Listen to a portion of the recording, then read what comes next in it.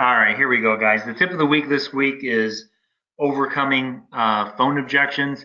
Guys, if you run the last couple of weeks calls, we've been covering door knocking. Last week, what we covered is the phone script, and we gave you a lot of great tips on scheduling, and we gave you a couple of different scripts to use, and Jimmy and I were role playing that. If you missed that webinar, you can go back on to seniorsolutionsagents.com. It's already been uploaded, and you can check it out. This webinar, this section right here on overcoming phone objections, will probably be available later today. No later than Monday of next week, it'll be posted on the website for you guys to have a chance to review it. Before we get into the actual overcoming objections, Jimmy and I are going to hit a couple different things. And here's what I can tell you, man. Overcoming objections really comes down to your mindset and attitude. Attitude is everything, like this little napkin says. So you really got to have the right, when you go into it and you're talking to your clients, you really got to have what I say is the right frame of mind, the right attitude. And here's what I can tell you. Overcoming objections has become very, very easy for me. The words just come right out of my mouth. And one of the reasons why is because I'm so passionate about what we do. So if you can raise your level of confidence, and if you can become extremely passionate about what it is we do for the consumer, and how ultimately important it is that every senior should have this taken care of. Man, when you have it in your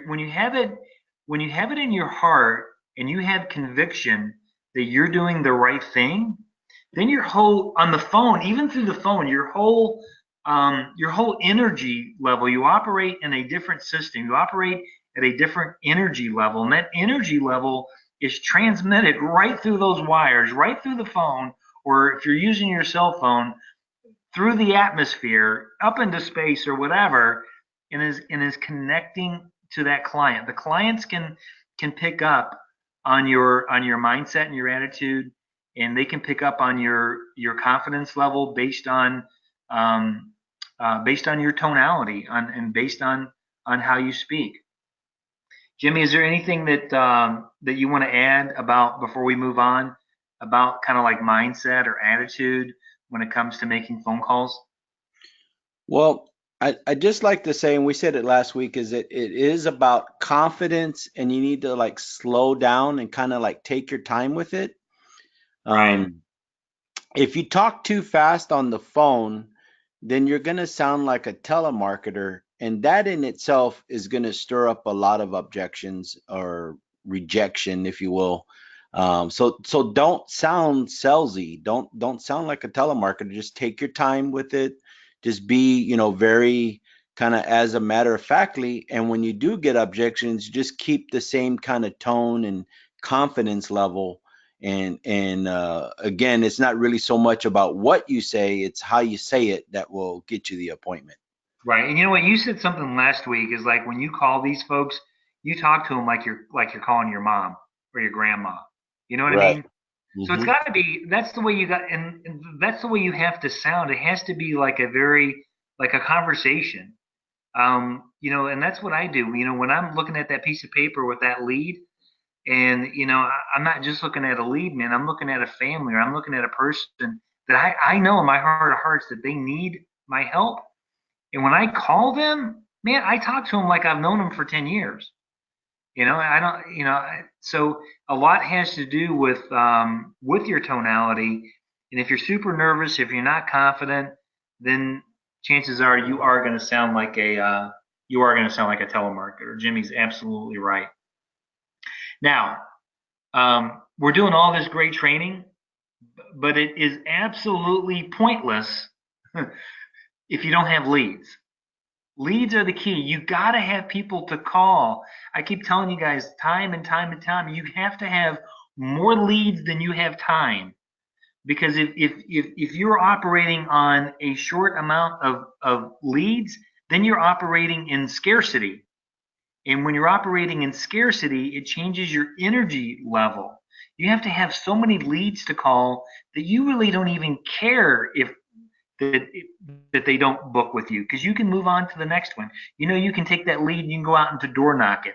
That's why your lead should be, when possible, if you're ordering A leads, man, supplement those A leads with B leads. Man, you just, have as many leads as you can, and it helps take the pressure off. Man, because you got 5 leads for the week, man, you're like, oh man, I gotta set this appointment. I gotta set this appointment. I gotta set this appointment. Man, if you have like 50 leads for the week, if you got like 25 A leads and 20 B leads to call, or when you've been doing this for a while, you can pull up some of your old inventory. So, I mean, just make sure that you've got a ton of leads. And again, to go along with that, we talked about this last week. Massive action equals massive results. I think one of the biggest reasons why, Jimmy, I see agents fail is that they underestimate the amount of activity required to succeed. They don't understand the word massive action. You have an agent that gives you a call and says, "Oh yeah, man, I made some calls and they made like 20 phone calls." Guys, 20 phone calls is not massive action. 200 phone calls in a day, now that's massive action. 150 phone calls in a day, that's massive action. 20 calls in a day, not massive action. So you got to be willing to take massive action in order to get the massive results. So with that, Jimmy, let's go ahead and roll right into the phone objections, guys. This is just a screenshot. I think I took this right off of the Magic Formula, the Senior Solutions Agent Manual. So if you don't know what that is, check it out. It's available. I can email it to you. It's available online. And then also, if anyone would like to interject or add anything, feel free.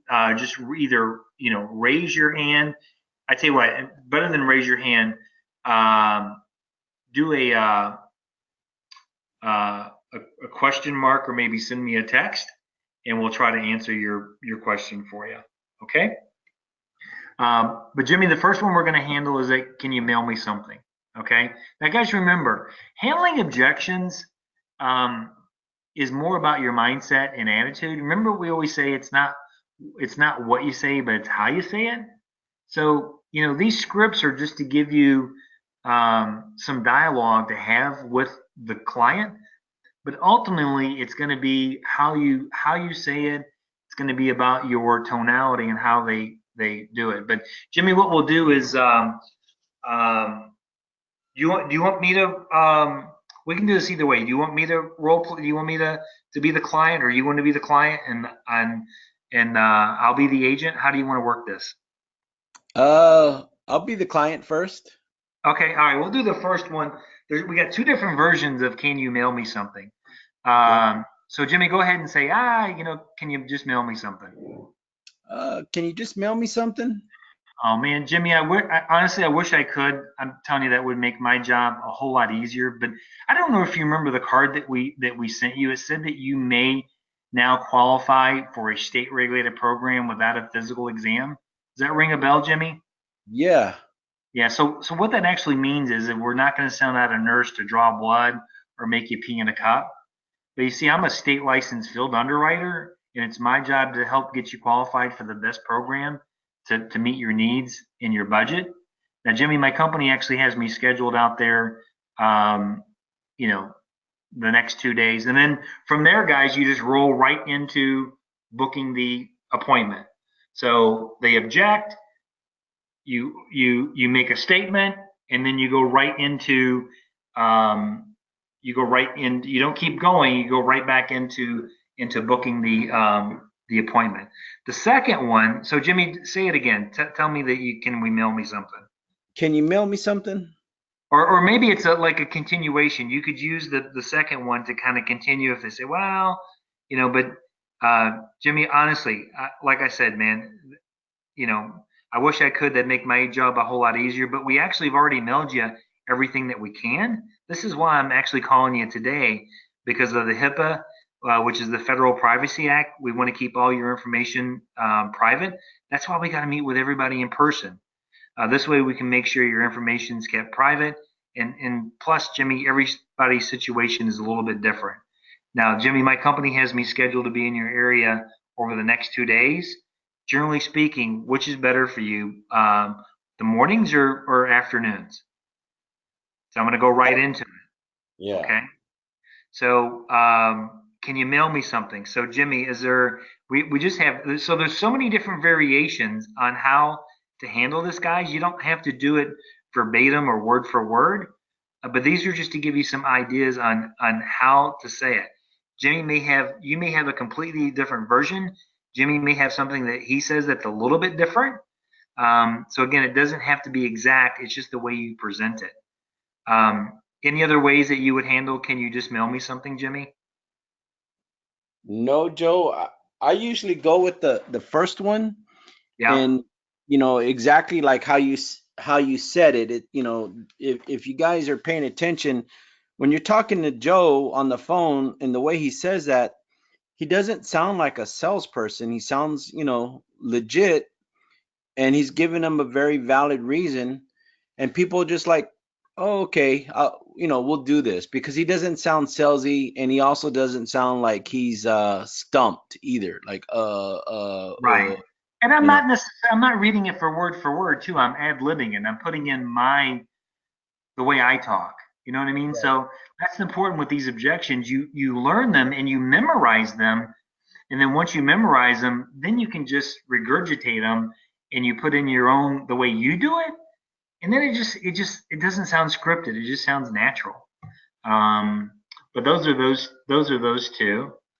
And let me go to the next one. This is kind of similar. Can you give me a quote over the phone? Man, I wish I could. It'd make my job a whole lot easier. But man, do you remember the card that we sent you that said that you may qualify for a state-related program without a physical exam? Um, yeah, I remember that. Well, um, all the programs are customized for each client's specific situations. As a state licensed field underwriter, I'm required to meet with you in person to ensure that you receive the maximum discounts. My company has me scheduled out there next week or the next 2 days. And then you go right into booking the appointment and hoping that they won't give you another objection. And if they give you another objection, then you have all these rebuttals memorized so you can do it. So can you give me a quote over the phone? Anything else, Jimmy? Any tips that you want to add to like um, uh, that's different? So sometimes, even like let's say as a continuation of your first response there, if they Okay. don't set the appointment, then I'll say, you know um, all the programs where you get signed up over the phone or by mail, the big difference is that there is a 2-year waiting period. So that means that if you were to get enrolled and signed up today over the phone, the problem is that if something happened to you in the next couple of years unexpectedly, and I usually use things that have to do medical. I don't say like accidental. I'll say like, for God forbid, maybe you had a heart attack that came from nowhere, or maybe you had a brain aneurysm and you unexpectedly passed away in those first 2 years. The problem is that it doesn't pay the full death benefit. It only pays back what you paid into it plus interest. Now, the thing with me being licensed as a field underwriter, when I go out, I can certify that I saw you in person, and I know you're not on hospice and you're not on oxygen, stuff like that. And this entitles you to have day one coverage. And then I'll say, so I am actually going to be in your area tomorrow, Joe. Um, I have a 9 o'clock available. Will that work for you? Or do you prefer something later in the day? Perfect. Love it. Yeah. So what we're saying, just be like, give them a logical explanation. Hmm. Explain to them logically, why you have to meet with them in person. Can you give me a quote over the phone? Jimmy, you know, I wish I could. Honestly, you probably want a quote over the phone because you're on a fixed income, correct? Right. Yeah, Jimmy, I promise you, these programs are designed for people on a fixed income. We've got plans that start as low as $20. But at the end of the day, my job is not to give you a quote over the phone. My job is to deliver the information that you requested, so you have the information. And what I'll do is I'll show you how the programs work. I'll answer all your questions, and I'll get out of your hair. Fair enough? Yeah, that sounds fine. Come on over. Just Yep. talk to them, man. Just talk to them. How about I'm not interested? Now, here's what I have found, Jimmy. When someone says they're not interested, 99% of the time, it's because they think you're a telemarketer, right? That's exactly it. That's it, man. I'm not interested. Here's what I like to do. I like to catch them off guard. If you don't know what this is called a pattern interrupt when you do this. Jimmy say I'm not interested, okay? I'm not interested. Jimmy, time out just for a second. Please don't hang up. Jimmy, I want to let you know I'm not a telemarketer, okay? This is not a sales call. I'm calling from Senior Benefits for Bexar County in Texas. And the reason why I'm calling you today is because you would fill out a registration card requesting information on the state regulated programs to cover filing expenses. And Jimmy, it's my job to get you the information you requested. Now, my company has me scheduled there the next 2 days. I have a 9 o'clock available tomorrow. Does that work, or do you need something a little bit later? Okay, I'll take something later. See, it works. So it's called a pattern interrupt. You gotta throw them off their game like like like a timeout or wait a second. I like saying timeout. People are like what? Anything? Any other tips or any other things that you do when someone says they're not interested? No, Joe, that's exactly the way I handle it. All right, beautiful, beautiful. I'm glad we're on the same page. That's good. How about I'm not interested, maybe later? It's kind of the same thing. This is when someone says, well, I'm not interested right now. Maybe can you call me back later? Um, so this is where you kind of lay the facts out and say, I, Jimmy, I can appreciate that, but here's the fact. We're not talking about something that may or may not happen. We're talking about dying. I mean, this is something that honestly we don't have to think about or put off. And I know it's going to happen. Jimmy, let me ask you a question. On this card, you wrote down that you're looks like you're 65 years old. Is that right? Yes. Well, see, here's the fact of the matter, Jimmy. You may not realize it, but man, you've already been putting this off for many, many years. And the fact is that today you are the youngest and the healthiest you will ever be. Meaning these programs are going to be the least expensive now. By waiting, they're only going to get more expensive. And you may not even qualify. So, Jimmy, before it's too late, and I promise you, it really only takes about 10 or 15 minutes for me to review the programs and answer all your questions. Allow me to get the information that you requested, so at least you have it. In fact, my company has me scheduled in your area. I'm going to be there tomorrow. I've got a 9 o'clock available. Does that work, or do you need something a little later? Well, that works. Okay. So again, it's just talking to them, hitting them between the eyes. I mean, what do you mean we're going to wait? I mean, here's the thing we have to understand, um, folks, is that it's human nature to procrastinate. And as a salesperson, we have to care enough to confront. So we're not talking about being rude or anything like that.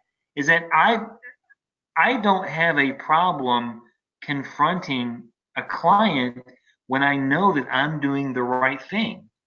Because whether they know it or not, I know more than they know. Because I've had clients that have procrastinated.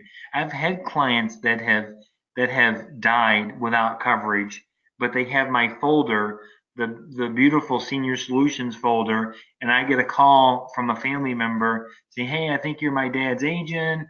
He passed away." I'm like, "Man, he didn't do it. He didn't take the plan out. I left him the information. He didn't take it out." So when you have that happen to you, it does something to you where you can push a little bit harder and you're able to confront and tell the people, man, we're talking about dying here.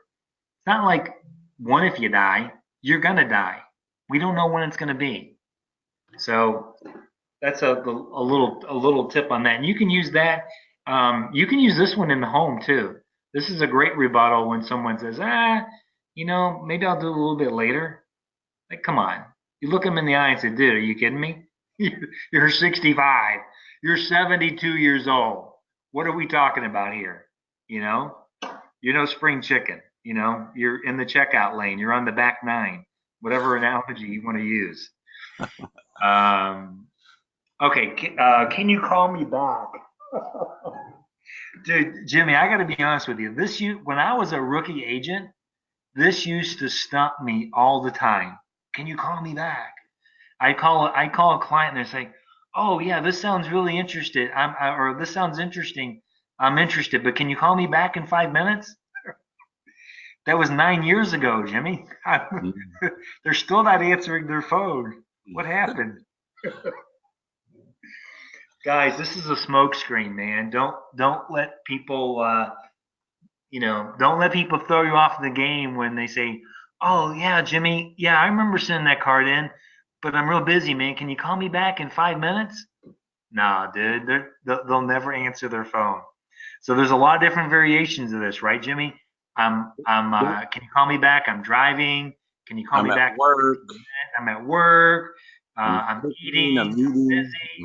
Right. It's all BS, guys. It's all smokescreen. It's all BS.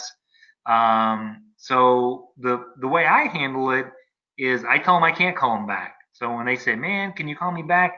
Man, Jimmy, I wish I could, but actually I won't. I'm not going to be able to do that because I'm right in the middle of setting up my schedule for next week. I promise this will only take about 60 seconds. Okay. Um, in fact, and then what I'll do is I'll just do a quick appointment. I said, listen, Jimmy, I'm scheduling your area tomorrow. Um, does 9 o'clock work, or do you need something later in the day? I just skip all the BS and I go for a quick appointment. And then if they're driving, obviously if they're driving or whatever, it's their cell phone. I'll just tell them, man, Jimmy, I'll send you a text with all the information. Okay, but this is what we're doing, so you don't have to write anything down. If they say they're eating, first of all, why did they answer the phone while they're eating? You know what I mean? What you have to understand is if someone says they're busy, they can't talk, then why did they pick up the phone? I mean, doesn't it sound crazy? So think about the logical side. I can tell you, me personally, if I'm busy, I don't answer my phone. Like, why would I answer my phone if I can't talk? So everybody's got at least 60 seconds. If someone says, "Hey man, I'm eating," say, "Jimmy, listen, I can appreciate that. I promise you, Jimmy, I promise you, your food will not get cold. This I will be off the phone in 60 seconds." And then boom, just go for a quick appointment. And then if you got to do a follow up or reminder or send them a text with the appointment date. But anything you want to add on the "Can you call me back"? I feel like I'm taking up all the airtime here. No, you're doing really good, Joe. All I, right. I like exact. Joe, if you guys don't know, has been my mentor. So like all the objections that he's covering, he taught those to me, and this is what I use. So Joe, it's better coming from you. You're doing really Yeah, but well. you got a little, you got your own little twist to it, man. So I really like the way Jimmy's really good on the phone. I really like the way that you handle your clients. But guys, this works, man. Just tell them you can't call them back. I'm not going to be able to do that because I'm right in the middle of setting up my week. I promise it only takes 60 seconds. What time of day work? And then just go right into what Jimmy says. Man, I've got a 9 o'clock tomorrow. Does that work, or do you need something later? Oh, 9 o'clock works. I need something later. Okay. What time works for you, man? Um, how about I already have insurance? Jimmy, I'm going to turn it over to you. Can you handle the I already have insurance? Okay, sure. So And okay, I'll go be, ahead. yeah, if we want to role play, or just go what you want to do, but if you want to role play, I'll be the client. Well, when they say I already have insurance, I'll say great. Most of the people that we speak with already have insurance, and this is an opportunity to get some additional coverage. I'll be out in your area tomorrow. Does 9 o'clock work for you, or you want something a little bit later in the day? If that, See, that's so it's so short and sweet. You know what I mean? mhm. You're not going into some long explanation. Remember, guys, overcoming objections, the simple is better. So, you handle the objection, you move on, book the appointment.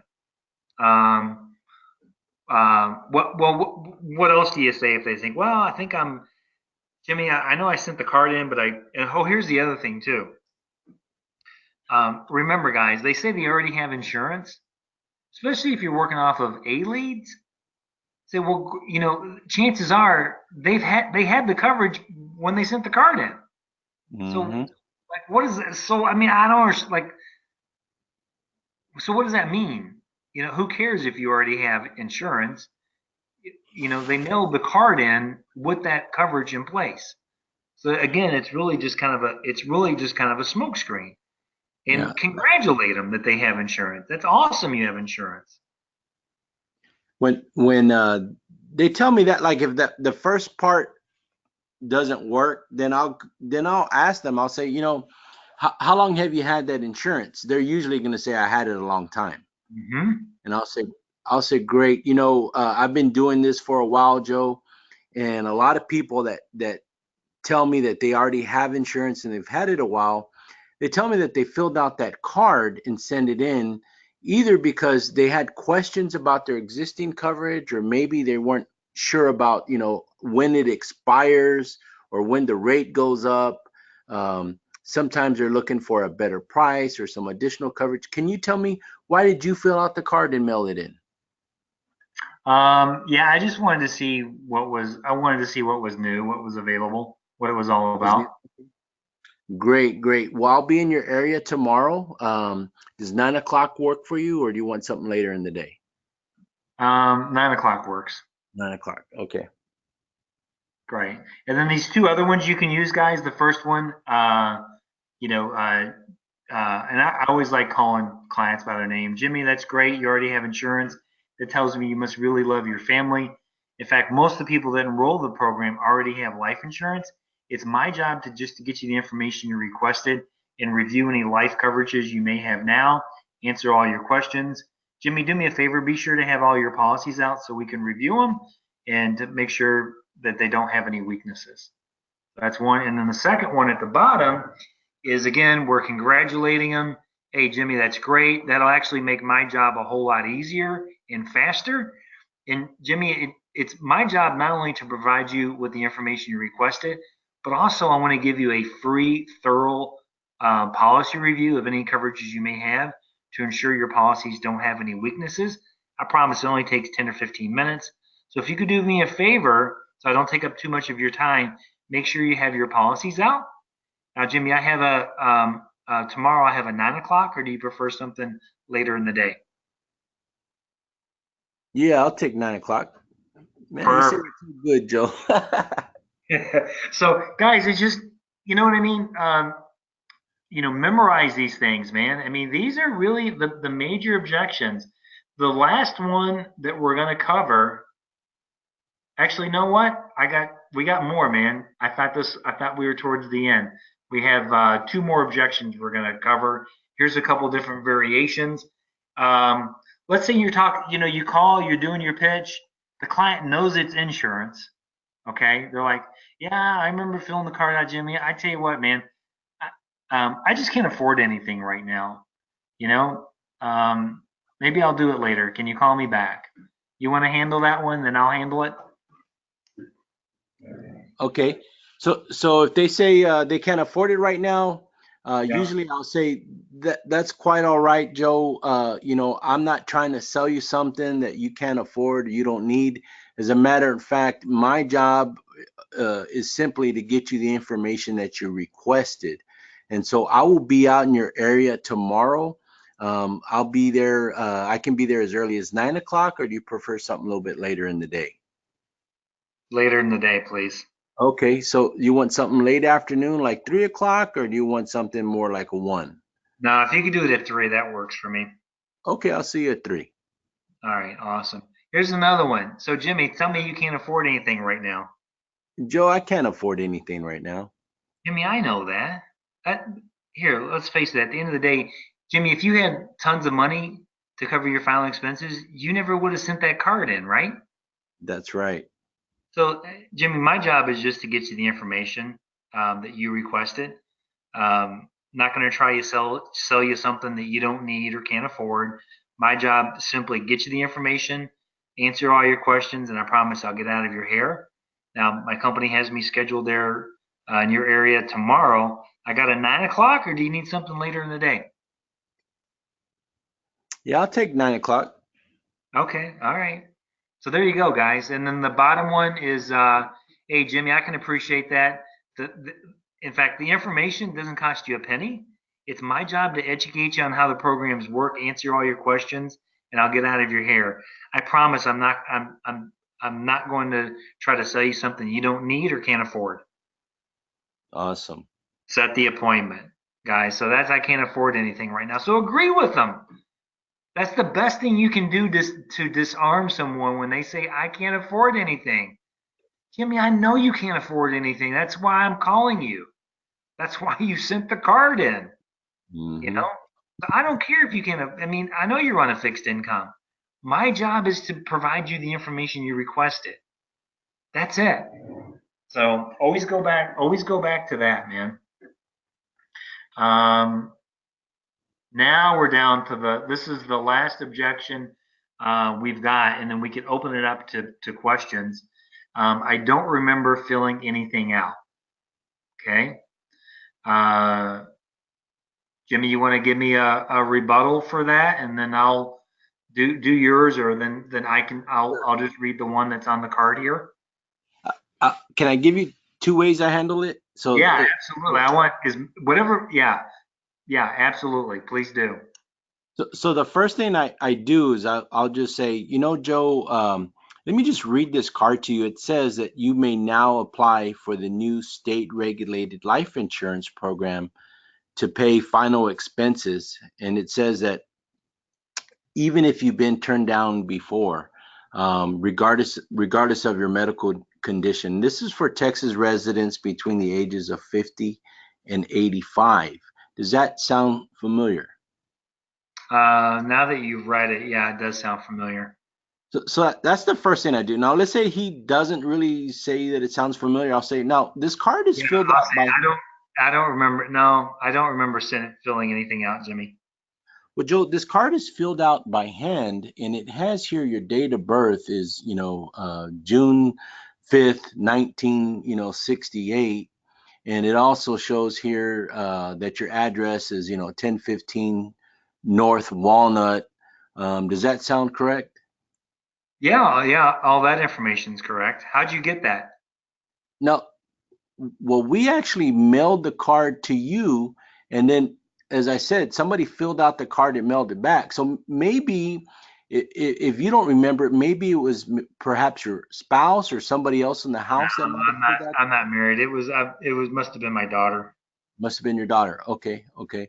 Well, obviously she thought it was important enough to get this information.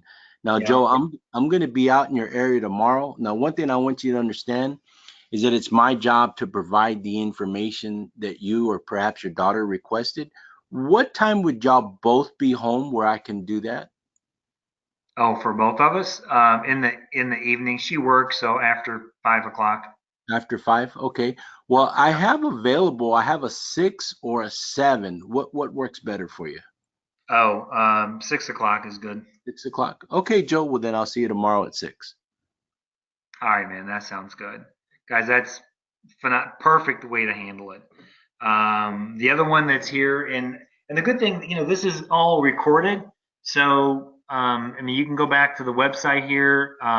Hopefully, maybe we can get this posted today, but certainly no later than Monday. And then the other one that I wrote down is that I I don't remember filling anything out. Hey, Jimmy, I can appreciate that. It's probably been a while back when you actually filled this card out, but I actually just received it in my office today. And just to refresh your memory, the card stated that you may apply for a new state regulated program to pay funeral costs. And Jimmy, the good news is you've already been pre-approved. My job is just to complete the enrollment process. Now I have I'm going to be in the area tomorrow. I've got a 9 o'clock, or do you prefer something later in the day? I'll take 9 o'clock. All right, perfect.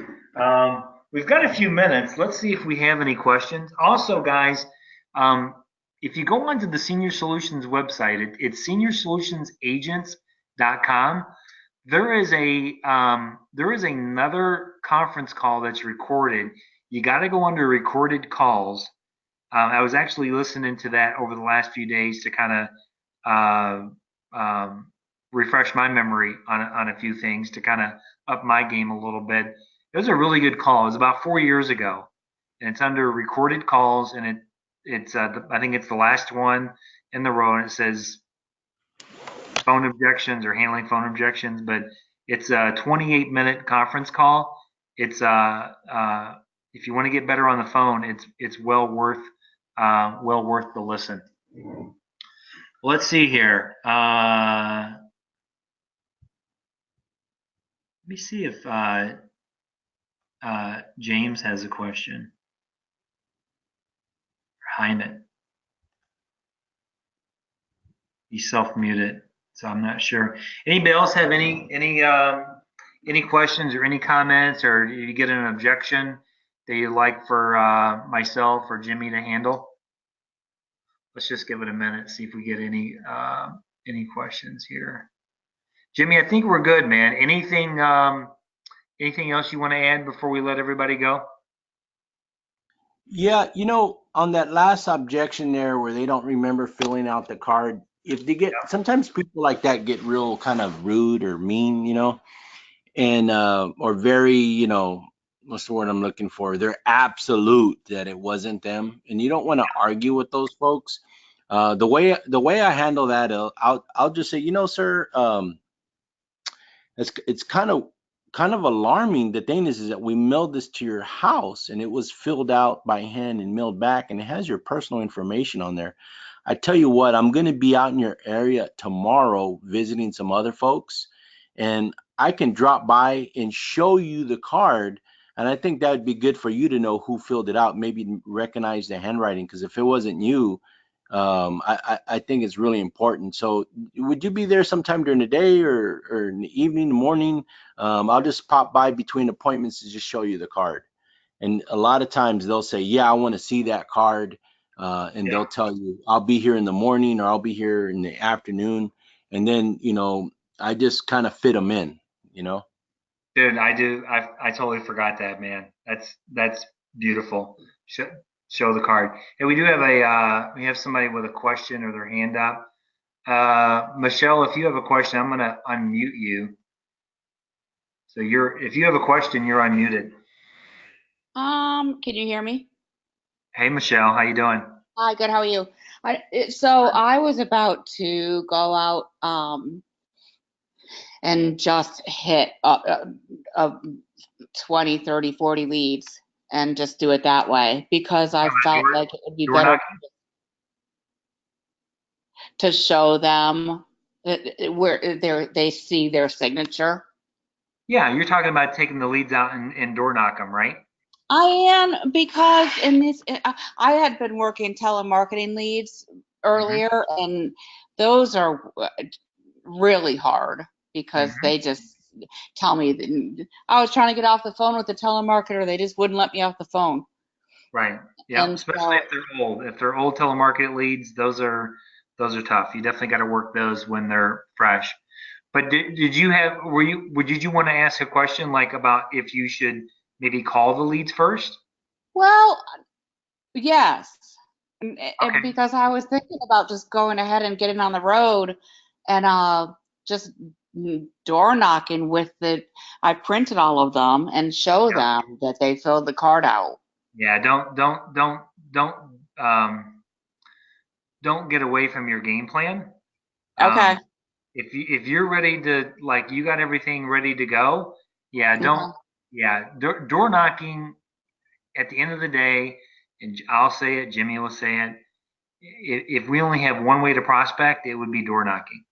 Okay. Okay, but that is by far the most effective way to contact a client. Okay. But at the same time, I mean, we're not going to be able to contact everybody by door knocking. Make sure you use your delivery notices if you're going to door knock, because Yes. honestly, you're wasting your time if you don't have door tags. So make sure you use those. Um, Yes. and and then what I would do is I would spend I mean, 20 door knocks to certainly keep you busy. And if they're close together, what I would do is I would run my route, do the door knocks, leave door tags. Then I would circle back, see who removed the door tags, door knock those doors again. And then this evening, when you get back in, get on the phones and utilize some of these new phone skills, and then hammer the phone. The Hmm. phone's a great tool for final expense clients. Okay. Thank you. You're welcome. Anything else? Is there any objections or anything you want us to cover for you? Um, I have gotten really much better at policy reading, Okay. and so I just feel like I push that a lot heavier now because people don't even know they don't know where it is. And so it's not a question, I guess I'm just adding to, do you even know where it is? Do your beneficiaries know where it is? Hmm. You're paying for something that, and so I'm just offering that I added that to what I do, and that helps. All right. Let me do something that will help you out too with policy reviews. I'm Okay. going to email you a one-page document. At the top Okay. of it, it's free policy review, Okay. and it's the 6 questions that every client should know about their policy, and All right. most of them can't even answer one of them. So it really opens their eyes up, like, I don't know, I don't know, I don't know. And if they can't find their policy, a lot of times what I will do is, if they know who it's with, if I have time, I mean, I'll just get on the phone. I'll call the insurance company and get the client on there, get their name, social security number, and pull the policy up, and just I'll grill the heck out of the insurance company on their existing coverage. So at least this way, the client knows exactly what they have. Okay. All right, awesome. All right, well, good luck today. Call me later, okay? Thank you. All right, thanks, Michelle. Let's see if we have any other questions, Jimmy. I love Michelle's accent. Where's she from? South Carolina, Okay. I think, or North Carolina. I always get that confused. Oh man. Oh, North Carolina, because she lives in Cary, right outside of Raleigh. That's what it is. Okay. All right, man. Well, looks like we're good to go, Jimmy. So, any last parting words of advice before we let everybody go? No, sir. That's it. All right, man. Everybody have a great weekend. And if you need anything, give me a call. For those agents, real quick, that are work directly with Jimmy, again, he is heading out of town doing a camping trip. Feel free to give me a call on anything you may need. Okay. Awesome. Thank you, Joe. All right, Jimmy. We'll talk to you soon, buddy. Alrighty. Bye bye. All right. Bye bye.